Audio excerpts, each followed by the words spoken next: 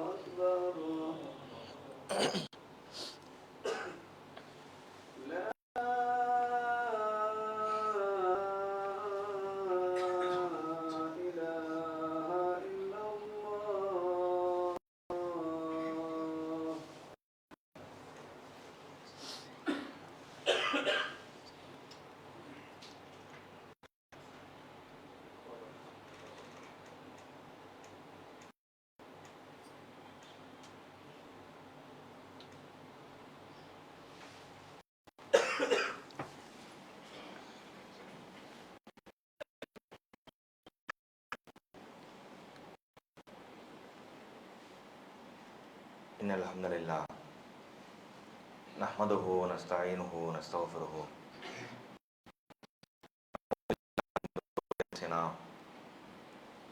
வமன் யஹ்திஹில்லாஹு ஃபலா முضில்ல லஹு வமன் யுضللஹு ஃபலா ஹாதிய லஹு.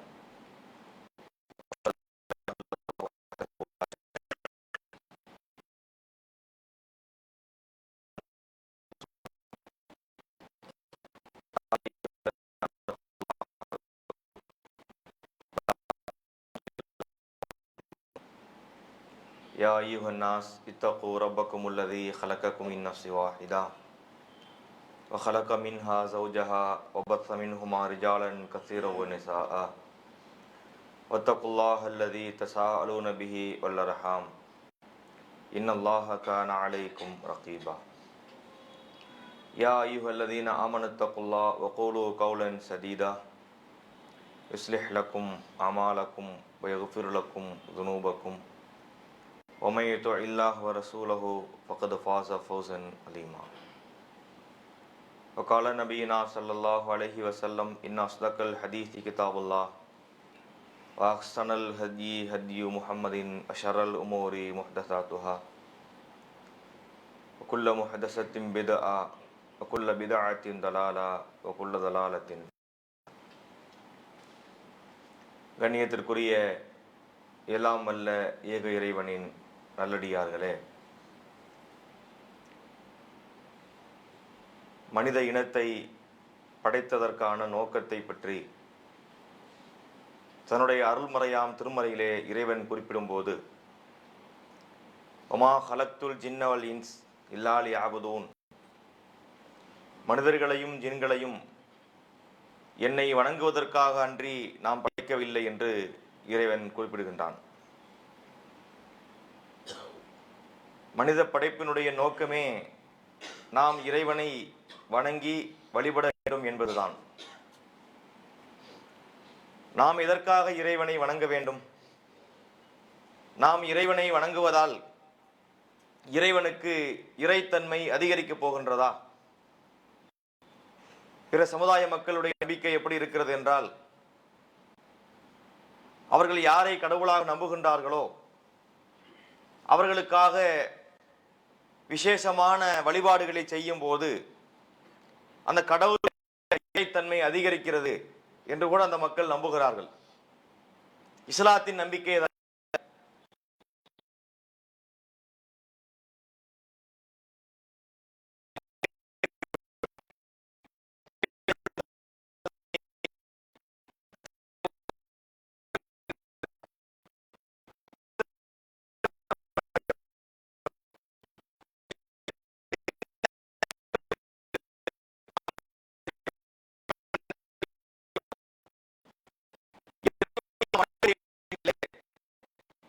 அது நமக்கு ஒரு ஆன்மீக பயிற்சியை ஏற்படுத்துகின்றது. ஒரு மனிதன் எப்போதும் தான் அடிமை என்பதை உணர வேண்டும். இன்று மனிதர்களுக்கு மத்தியிலே பலவிதமான தீமைகள் நிலவுவதை பார்க்கின்றோம்.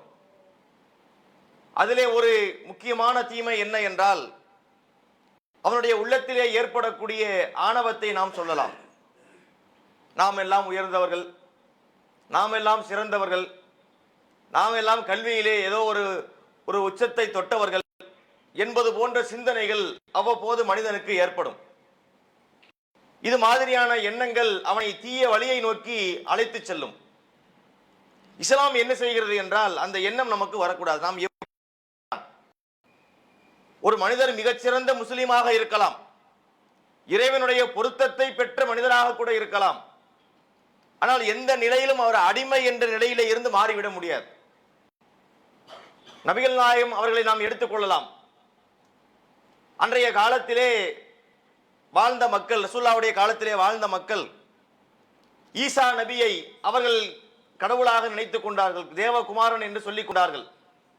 கடவுளுடைய மகன் என்று அவர்கள் நினைத்தார்கள். அது எப்படி உருவானது? ஒருவரை புகழக்கூடிய நேரத்திலே அளவு கடந்து புகழ்றது. அந்த புகழுடைய எல்லை அதிகரிக்க அதிகரிக்க ஒரு கட்டத்திலே அது வழிகேட்டில் போய் நிற்கும். அதை நபி அவர்கள் உணர்ந்து கொண்டு சொன்னார்கள், லா துரு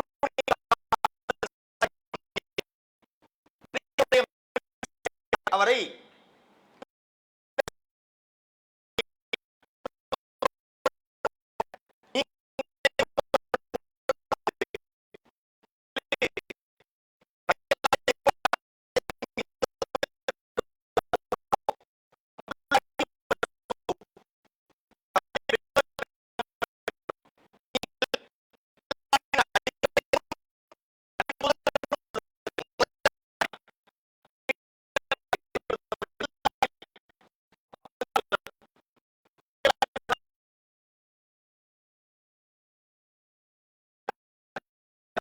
இறக்கும் போதும் அடிமையாகத்தான் இறந்தார்கள். அதில் எந்த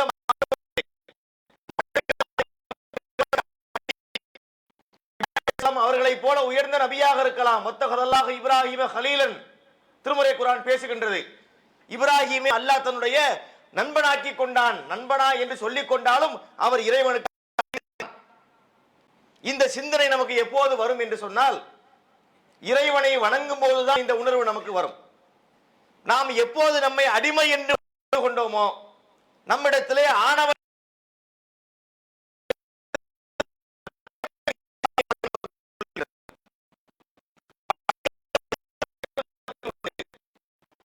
சில வணக்கங்களுக்குரிய நோக்கத்தையும் அல்லாஹ்வே தெளிவுபடுத்தி விட்டான். அந்த நோக்கத்தையாவது நாம் இன்று புரிந்திருக்கின்றோமா?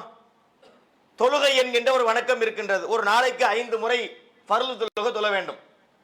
ஜும்மா தொழுகை, வாரத்து தொழுகை கட்டாயமாக்கப்பட்டு தொழுகையாக இருக்கிறது. இந்த தொழுகை அதுபோக சுன்னத்தான வணக்கங்களை எடுத்துக்கொள்ளலாம். இந்த தொழுகை எதற்காக? நாம் இதற்காக வேண்டி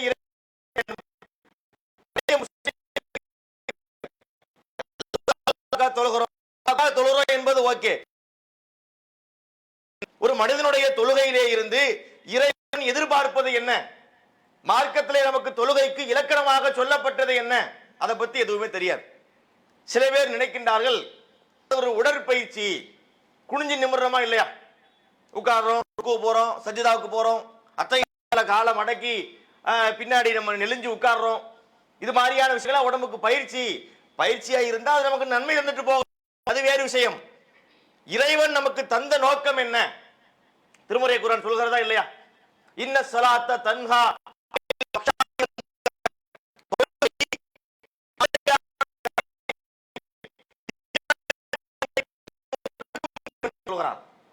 தொழுகையினுடைய நோக்கம் என்ன, தொழுகின்றான் என்று சொன்னால் அந்த தொழு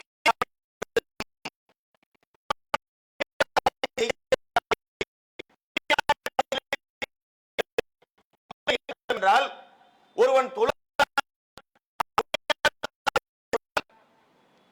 இறைவனை நினைத்து சரியாக தொழுதான்னு சொன்னா இந்த மாதிரி விஷயங்கள் அவன்கிட்ட வரக்கூடாது. வந்தது என்று சொன்னால் அவனுடைய தொழுகை சரியாக இல்லை என்ற அர்த்தம். ஒருவர் இதையே புரியாமல், எந்த நோக்கம் என்றே புரியாமல் தொழுவதால் நன்மை உண்டா? இறைவன் சொன்ன நோக்கம் அங்கு இல்லாமல் போனா அதுக்கு கூலி கிடைக்குமா? ஒரு மாணவன் பள்ளிக்கூடத்தில், எளிமையா சொல்லுவோம், ஒரு மாணவன் பள்ளிக்கூடத்தில் படிக்கலாம்,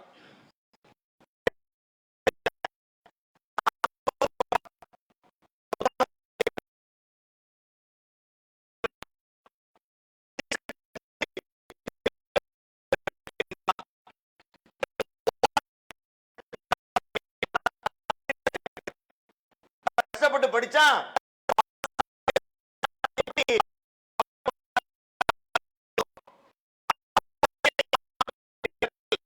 இறைவன் சொன்ன அந்த விஷயங்கள் நம்மிடத்தில் மாற்றம் வரவில்லை என்றால் நாம் உரிய முறையிலே இறைவனை தொழவில்லை என்றுதானே அர்த்தம். தொழுகையை பற்றி இஸ்லாம் இப்படி சொல்லுது. குர்பானியினுடைய நோக்கத்தை பற்றியும் திருமறை குர்ஆன் சொல்கிறது. குர்பானியினுடைய நோக்கம் இதற்காக திருமறையிலே இறைவன் சொல்கிறான், லை யனாலல்லாஹு லுஹூமுஹா வலா திமாவுஹா,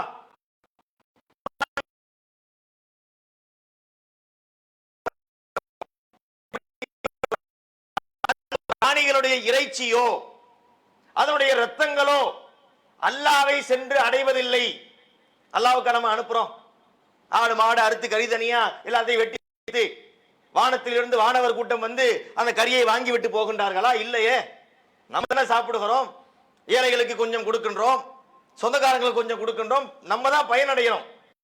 அப்ப இறைவனை சென்று அடைவது, ரத்தமும் சென்றடையவில்லை, மாமிசமும் சென்றடையவில்லை, சென்று அடைவது என்ன? தக்வா மின்கும், உங்களுடைய இறை அச்சம் தான் அல்லாஹ்வை சென்றடைகிறது.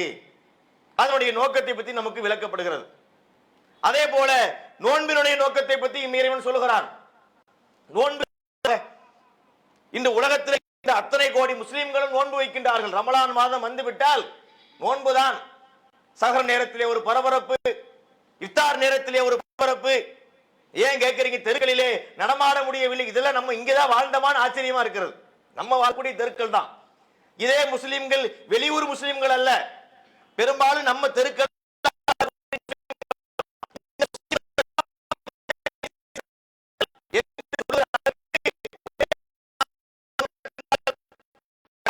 நிறைந்து கிடக்கின்றார்கள். நோன்பு வைக்கிறாங்கல்ல, நோன்பு எதற்காக கேட்டு பாருங்கள். நோன்பு எதுக்காக வைக்கிறோம்? சட்டத்தை எல்லாம் கடைபிடிப்பார்கள். நோன்பிற்கென்று இறைவன்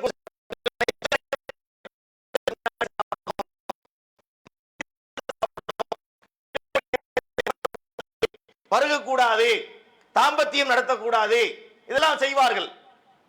ஆனா நோன்பு எதுக்காக தெரியாது. சில பேர் என்ன சொல்கின்றார்கள்னா, பசியை உணர்வதற்காகத்தான் நோன்பு. அந்த நோன்பை பற்றி கூட ஒருத்தர் படிக்கிறார், ஒரு பாட்டா படிக்கிறார். அதில் அவர் என்ன சொல்கிறார்? என்பதை யாவருக்கும் உணர்த்தும் மாதம். நோன்பு எதுக்காக அருளப்பட்டதாம்? பசி என்றால் என்ன என்பதை மக்கள் புரிந்து கொள்வதற்காக அருளப்பட்டதாம். அதுக்காக அருளப்பட்டது. பசியினுடைய அவசியத்தை புரிய வைக்க வேண்டும் என்றால் இஸ்லாம் என்ன செஞ்சிருக்க வேண்டும்? பணக்காரர்களுக்கு மாத்திரம் நோன்பை கடமையாக்கி இருக்க வேண்டும். ஏன்னா அவனுக்கு தான் பசினா என்னன்னு தெரியாது, வேலை வேலைக்கு சாப்பிட்டுக்கிட்டு இருப்பான். ஏழை ஏற்கனவே அவன் பசியினுடைய பட்டினியை அதனுடைய தன்மையை உணர்ந்தவன். பசி என்றால் என்ன என்பது ஒரு ஏழைக்கு மிகச் சிறப்பாக தெரியும். இஸ்லாமிய வந்து ஏழைக்கு விதிவிலக்கு தருகின்றதா? இல்லையே. எல்லார் மீது தானே நோன்பு கடமையாக்கப்பட்டிருக்கிறது. அப்ப நோம்பினுடைய நோக்கம் என்ன? பல முஸ்லிம்களுக்கு தெரியாது. இந்த நோக்கம் புரியாமல் வணங்குவதில் எந்த பிரயோஜனமும் கிடையாதுங்க. அதனுடைய சிறப்பே அடிபட்டு போயிடும். இதை புரிவதற்காக ஒரு உதாரணம் சொல்லுவார்கள். ஒரு பையன், அவனுக்கு உடம்பு சரியில்லை, உடம்பிலே நிறைய உபாதைகள் இருக்கின்றன. அதை குணப்படுத்துவதற்காக வேண்டி மாத்திரை மருந்துகள் கொடுக்கப்பட வேண்டும். ஆனா இவன் எந்த மாத்திரையும் சாப்பிட மாட்டான், எந்த மருந்து குடிக்க மாட்டான். அவனுடைய தந்தைக்கு இது பிரச்சனையா இருக்குது. என்ன இப்படி மாத்திரை சாப்பிட மாட்டான், எப்படி உடம்பு சரியாகும்? சரின்னு அவர் ஒரு ஐடியா பண்ணி பயங்கரமா சிந்தித்து ஒரு ஐடியாவை பிடிக்கிறார். ஒரு கனிந்த வாழைப்பழம் வாங்கி வந்து அந்த வாழைப்பழத்துக்குள்ளே அந்த இவன்கிட்ட போய் மாத்திரை சாப்பிடு என்று சொல்லாமல் அத்தா பழம் சாப்பிடு அப்படின்ட்டு போயிட்டார். இந்த பையனும் பழத்தை சாப்பிட்டான்.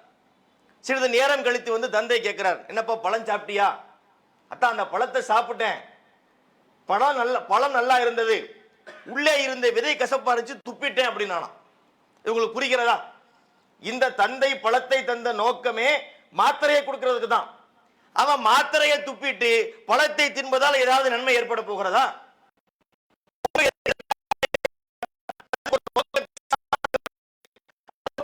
புரியாமல் வெறுமனே பசியும் பட்டினியுமாக கிடப்பதால் நன்மை ஏற்பட போகிறதா? நோன்பினுடைய நோக்கத்தை இறைவன் திருமறையிலே மிக தெளிவாக சொல்கிறான். அல்லக்கும் தத்தக்கும் குத்திபா அலைக்கும் சியாம்.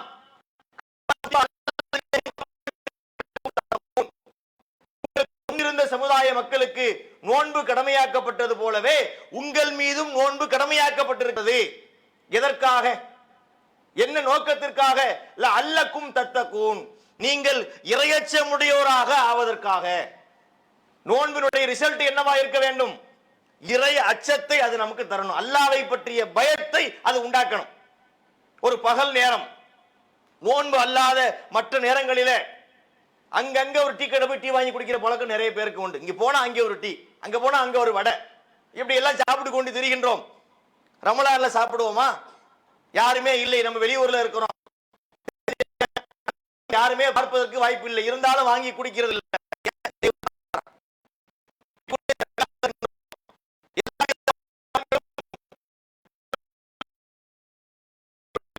எடுத்து சாப்பிட்டுருவோமா? சாப்பிட மாட்டோம்.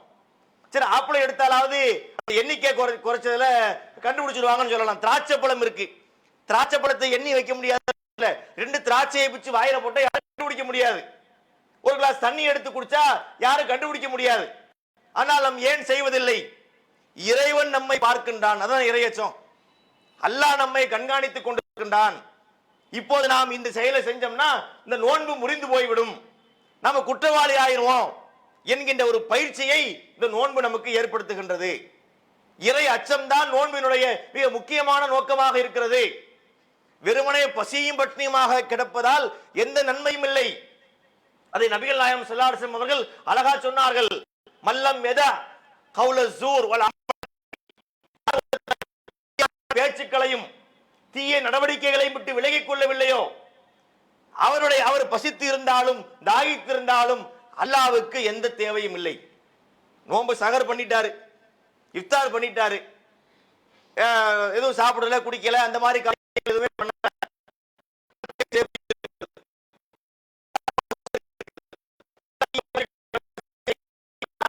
இவர் நோன்பு வைப்பதால் எந்த நன்மையும் அவருக்கு கிடையாது என்ற கருத்தை தானே நபிகள் நாயகம் ஸல்லல்லாஹு அலைஹி வஸல்லம் அவர்கள் நமக்கு சொல்லி இருக்கிறார்கள். இந்த நோன்பு என்பது எப்படிப்பட்ட ஒரு பயிற்சி தெரியுமா? நம்முடைய உள்ளத்திற்கு மிக உயர்வான ஒரு பயிற்சியை இந்த நோன்பு நமக்கு வழங்குகின்றது. ஒரு ராணுவ வீரனுக்கு பலவிதமான பயிற்சிகள் வழங்கப்படுகிறது. இப்படி வா, அப்படி வா, இங்கே ஏறு, இதை ஏறு, சுவரேற வேண்டும், பாய பிடிக்க வேண்டும். ஒரு நாட்டை காப்பதற்காக வேண்டி அவனுக்கு எத்தனை விதமான பயிற்சிகள் தேவைப்படுமோ அதை சிறப்பாக ஒரு ராணுவம் தருவதை போல, அதைவிட சிறப்பாக ஒரு மூமினுக்கு என்னென்ன ஆன்மீக அவனுடைய உள்ளத்தை எப்படி திடப்படுத்த வேண்டும், அவனுடைய உள்ளத்தை எவ்வாறு இறையச்சத்தை உண்டாக்க வேண்டும் என்பதற்காகத்தானே இப்படிப்பட்ட பயிற்சிகளை இறைவன் நமக்கு தருகின்றான். இதை உணரக்கூடிய மக்களாக நாம் இருக்க வேண்டும். மற்ற நேரங்களில் ஒருத்தர் சண்டை போடுறார்.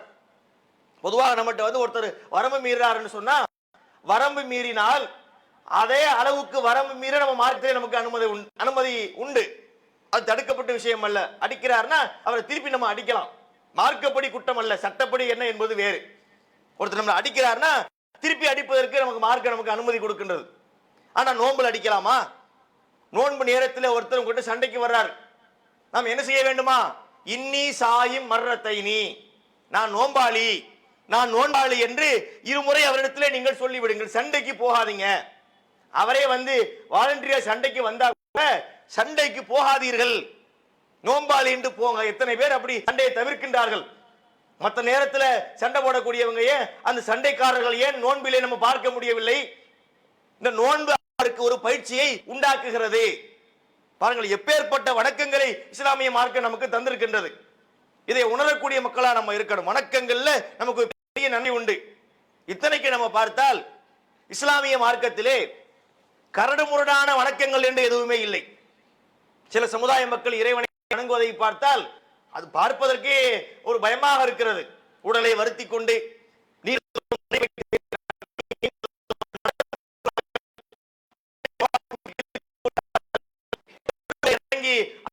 நம்பிக்கையை நிறைவேற்றுகின்றார்கள். அது அவங்க நம்பிக்கை.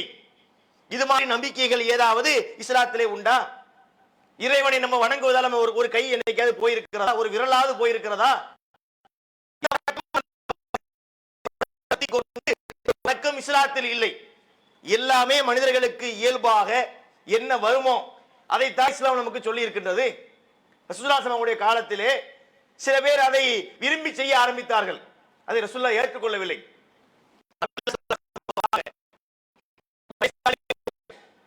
அவரால் நிக்க முடியல, நடக்க. தன்னுடைய 2 மகன்களுடைய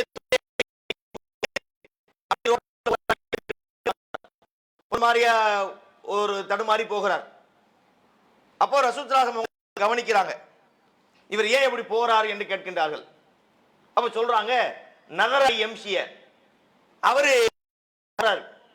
ஹஜ்ஜுக்கு எப்படி போறாராம்? பாத யாத்திரையா போறாராம். நடந்தே ஹஜ்ஜுக்கு போவதாக அவர் நேர்ச்சை இருக்கின்றார் அப்படின்னு சொல்லப்படுது. நபி ஸல்லல்லாஹு அலைஹி வஸல்லம் சொல்றாங்க, இவர் இப்படி தன்னுடைய உடலை வருத்திக் கொள்வது அல்லாஹ்வுக்கு எந்த தேவையும் இல்லைன்றாங்க. இப்படி எல்லாம் போக கூடாது. இந்த மாதிரி உன்னுடைய உடம்பை கஷ்டப்படுத்தி போய் நீங்க அல்லாஹ் வணங்க வேண்டும் என்று அவசியம் இல்லை கண்டிப்பதை பார்க்கின்றோம். இன்னொரு சம்பவம், நபி ஸல்லல்லாஹு அலைஹி வஸல்லம் அவர்கள் வந்து பயான் செய்து கொண்டிருக்கின்றார்கள். வெளியில ஒருத்தர் நின்னுகிட்டே நிக்கிறார். அது ரசூலுல்லாஹி அவங்க கவனிக்கிறாங்க.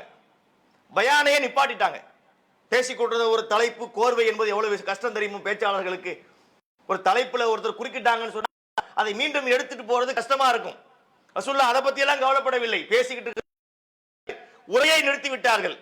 அவர் ஏன் நிக்கிறார் என்று கேட்டார்கள்.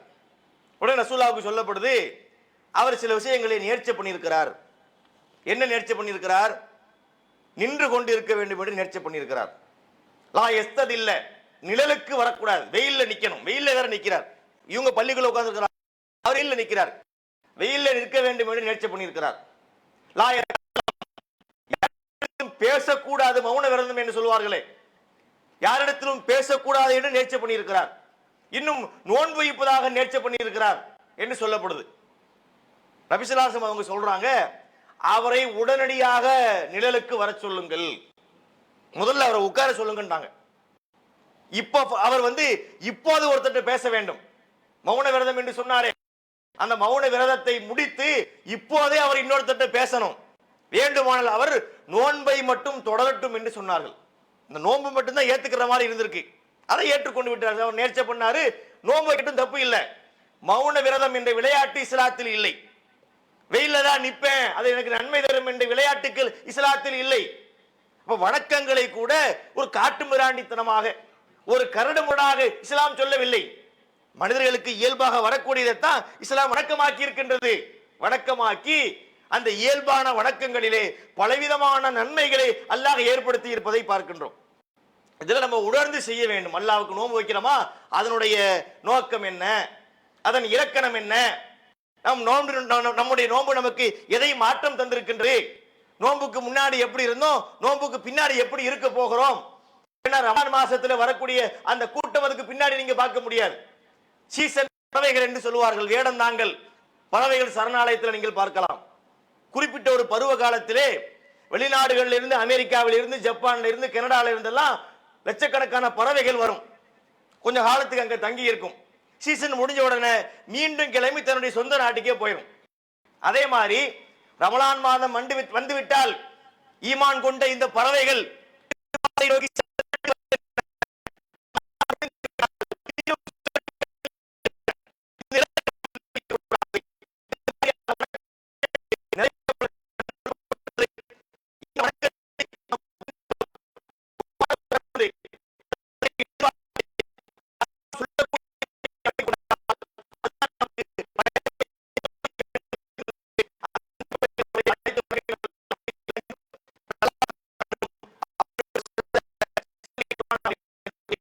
என் முதல் உரையை முடிக்கின்றேன். வாஹிரு தஅவானா அனில் ஹம்துலில்லாஹி ரப்பில் ஆலமீன். ஸலாம் அலைக்கும்.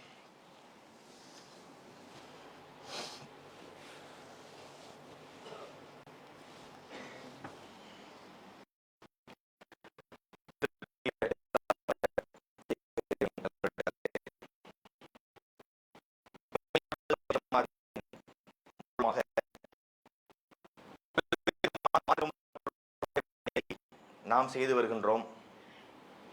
1980களில் இருந்து இந்த பணிகளை மக்களுக்கு நம்மால் இயன்ற வரை நாம் செய்து வருகின்றோம். சமீப காலமாக கூட அழகிய மாதிரி இப்ராஹிம் அலைஹிஸ்ஸலாம் என்ற தலைப்பிலே 10 மாத செயல் திட்டத்தை அறிவித்து அந்த பிரச்சாரங்கள் தமிழகம் எங்கும் வீரியம் அடைந்ததை நீங்கள் அறிவீர்கள். பல மாவட்டங்களில் மாநாடுகளை நடத்திவிட்டார்கள். இதுவரைக்கும் 10 மாநாடு நடந்து விட்டது.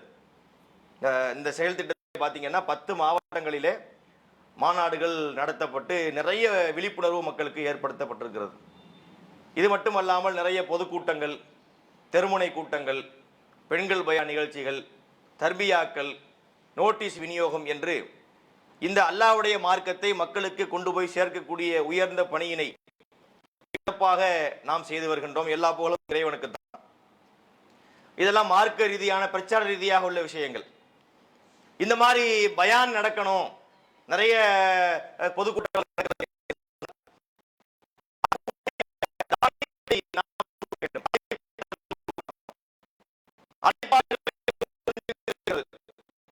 எப்படின்னா அவங்க ஒரு தொழிலில் இருப்பாங்க, ஒரு வியாபாரத்தில் இருப்பாங்க, ஒரு கம்பெனியில் இருப்பாங்க, ஒரு பிராக்டிஸ்ல ஏதோ ஒன்று இருப்பாங்க.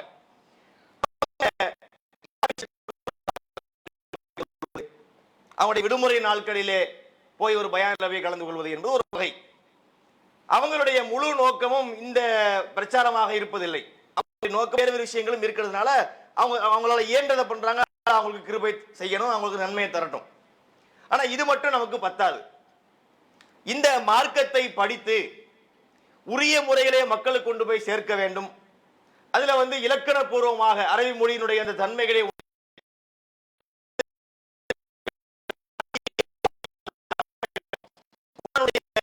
வசனங்களுக்கு மொழிபெயர்ப்பு செய்யணும், புத்தகங்களுக்கு மொழிபெயர்ப்பு செய்யணும். இது மாதிரி அல்ல, விரிந்த ஆழமான பணியும் இருக்கிறது. அப்ப இது மாதிரியான தாயிக்களை உருவாக்குவதற்கு கண்டிப்பாக ஒரு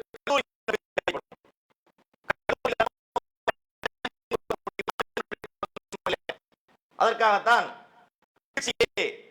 இஸ்லாமிய கல்லூரி என்று சொல்லப்படக்கூடிய ஒரு குல்லியத்துல் இஸ்லாமியான்னு சொல்லுவாங்க, இஸ்லாமிய கல்லூரி நம்ம நடத்தி கொண்டிருக்கின்றோம்.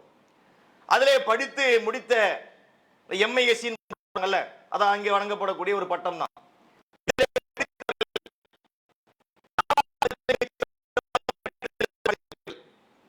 இந்த ரமலானுடைய தொடர் உரை இருக்குல்ல, இந்த ரமலானுடைய தொடர் உரை மொத்தம் 4 தலைப்புகள்ல பேசப்படுது. 4 பேர் பேசுறாங்க.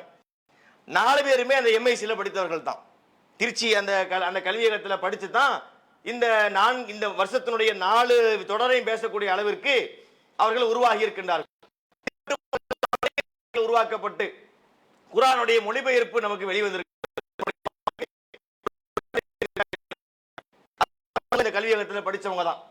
அது மட்டுமல்லாமல் எதிரிகள் மாட்டு கருத்து உடையவங்க, அவங்க அசத்தியத்தை மக்கள்கிட்ட சொல்லிக்கிட்டு இருக்கிறாங்கன்னா அவங்களோடு விவாதம் செய்து மார்க்கத்தை எடுத்து சொல்லக்கூடிய அளவுக்கு நல்ல உயர்ந்த உள்ள ஆள் இந்த இஸ்லாமிய கல்லூரியினுடைய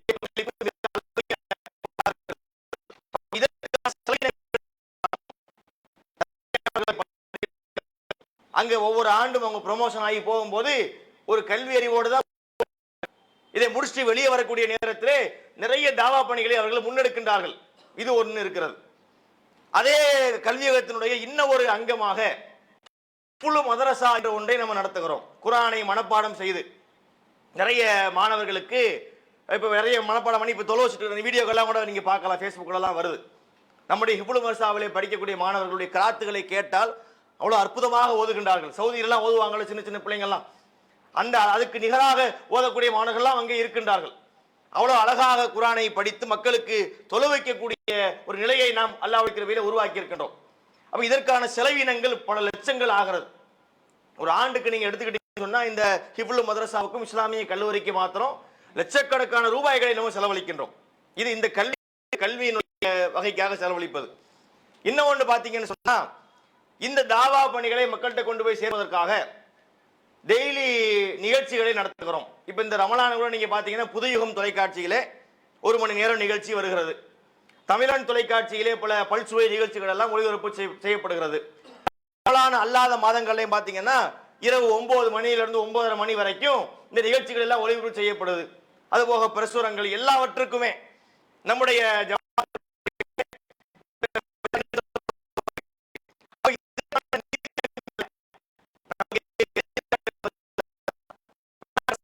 வாங்க முடியுமா? நம்ம பைலாலே வச்சிருக்கோம்.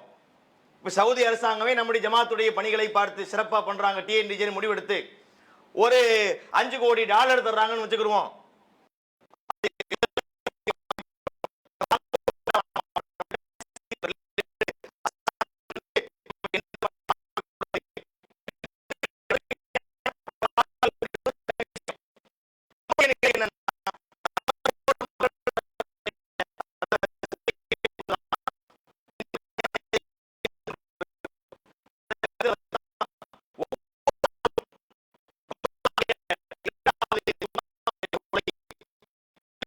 வேண்டி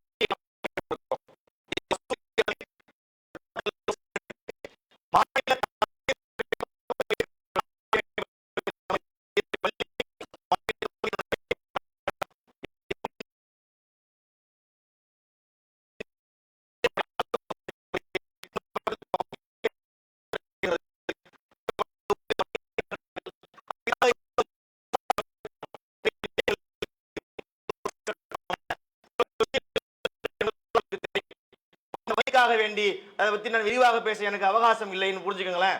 அப்ப இந்த வகைக்காக நமக்கு மிகப்பெரிய ஒரு பொருளாதாரம் நம்ம எல்லாம் அதை கற்பனை செய்ய முடியாது. அவ்வளவு பெரிய பொருளாதாரம் என்பது நமக்கு தேவைப்படுகிறது. அப்ப இந்த தேவைக்கான விஷயத்தை நம்ம காலம் முழுக்க மக்கள்கிட்ட பண்றதுல விரும்பினா சில மக்கள் கொடுப்பார்கள். நம்ம மக்கள்கிட்ட இறங்கி எல்லா மர்க்கஸுக்கும் போய் வசூல் பண்ணது என்பது ஆண்டுக்கு 2 முறை. ஒன்னு ரமலானுடைய 2வது ஜும்மா, இன்னொன்னு ரபியுல் அவ்வல் மாதத்தினுடைய 2வது ஜும்மா. முதல் ஜும்மால அறிவிப்பு பண்ணிடுவோம், 2வது ஜும்மால வசூல் பண்ணிடுவோம். அந்த அடிப்படையில் தான் இன்றைய தினம் நம்ம அறிவிப்பு செய்து முதல் ஜும்மா ரமலானுடைய முதல் ஜும்மாவாக இருக்கிறது. 2வது ஜும்மாவிலே இது வசூல் நடைபெற இருக்கிறது. இப்ப ஏன் சொல்றோம்னா உங்களுக்கு தெரிஞ்சிருக்கும். அடுத்த வாரம் நீங்க வரும்போது அப்பதான் நீங்க நிறைய கொண்டு வந்து கொடுக்க முடியும். உங்களுக்கு நம்ம முன்னாடி சொல்லி கேட்பீங்கல்ல, பாய் முன்னாடியே சொல்லியிருக்க கூடாதா? அதை முன்னாடியே இப்ப சொல்கிறோம். அடுத்த வாரம் இந்த வசூல் நடைபெற இருக்கின்ற காரணத்தினால் இந்த பணிகளுக்காக வேண்டி நிறைவான செல்வங்களை நீங்கள் வாரி தர வேண்டும். அல்லாஹ் நம் அனைவருக்கும் அந்த நன்மையை பெற்றுக்கொண்டு அல்லாஹ் நம் அனைவருக்கும் கிருபை செய்வானாக என்று கூறி என்னுடைய இந்த உரையை முடித்துக் கொள்கின்றேன். அஸ்ஸலாமு அலைக்கும் வரஹ்மத்துல்லாஹி வபரகாத்துஹு.